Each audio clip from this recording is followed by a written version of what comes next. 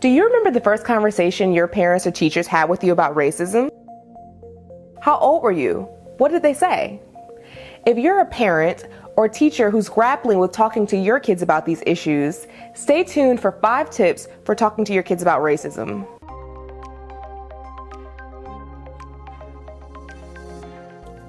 Hi YouTube, welcome to the Anti-Racism Academy.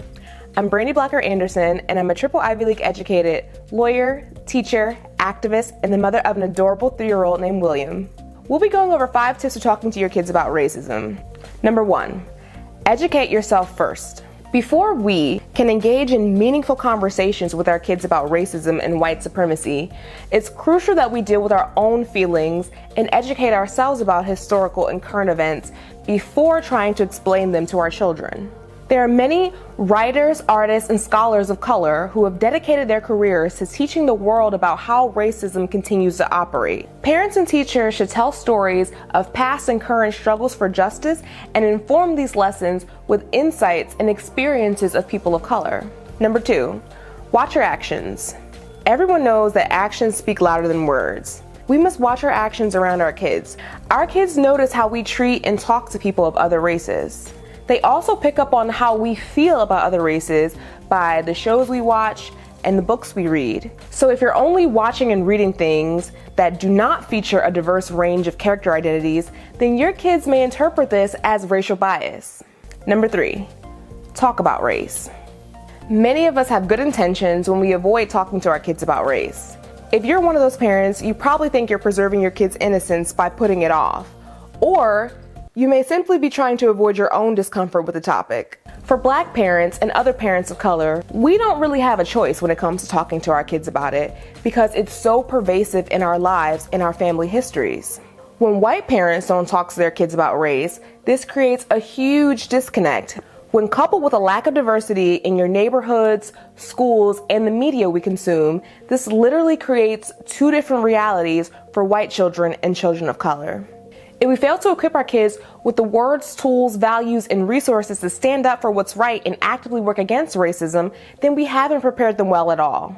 To help parents and teachers start the process of having open, responsible conversations about race, I've included a link in the description box to the Who Am I Race Awareness Project, which is a free game app developed by a Harvard University expert on anthropology and diversity for kids 4 and up.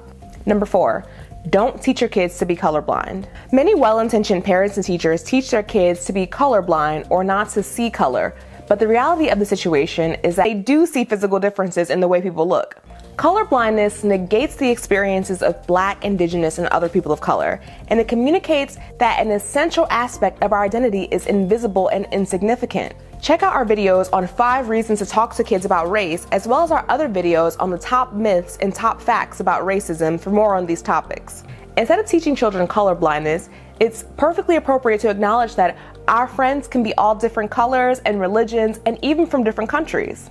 The key here is helping kids understand that differences between people do exist, but that all people are important and deserve to be treated fairly and with respect. We must do more than just teach our kids to be kind. Remember, you can't encourage your kid to stand up for racial equality if you don't talk to them about it in the first place. To help you go beyond colorblindness, I've included a link in the description box to a book called What's the Difference? Being Different is Amazing by Doyen Richards, which is a great book to help young kids talk about and celebrate differences. I've also included a link to a children's board book entitled Anti-Racist Baby by Professor Ibram X. Kendi. Parents and teachers should read books like these with their kids to consistently normalize diversity. Number 5, don't be afraid to be vulnerable. When we're vulnerable with our kids about our feelings, we affirm theirs. It's okay to communicate that we're scared, but we can empower our children by reminding them to stay hopeful because things can change. The important thing here is to note that you don't need to be an expert or have all the answers. If you don't know how to answer something, be honest and say so. Tell your child that you'll find out and share what you've learned later. If you like this video and think more content like this should exist on YouTube, please subscribe. It really helps the channel. Like this video, comment below with your thoughts, share it with your circles, and power to the people. Fist bump that notification bell to stay up to date on our latest videos. I'm Brandy Blacker Anderson. Thank you so much for watching.